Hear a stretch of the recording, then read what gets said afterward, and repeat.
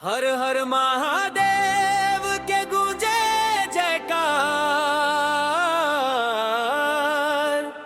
चल से सजनवा बाबा के द्वार।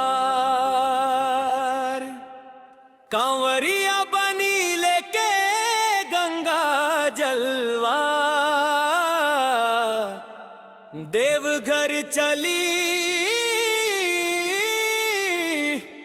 भोले के दरबार।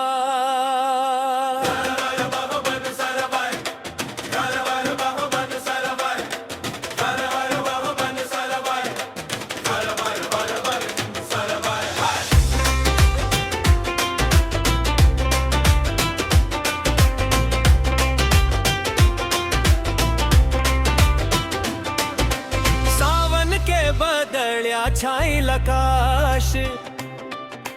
भोले बाबा दे से सबके आस। नंगे पाँव चलत बानी मुस्का।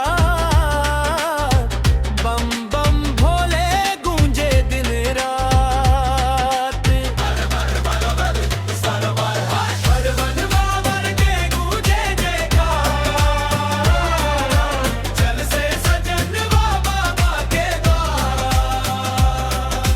कांवरिया बनी लेके गंगवा। देवघर चली भोले के दरबार।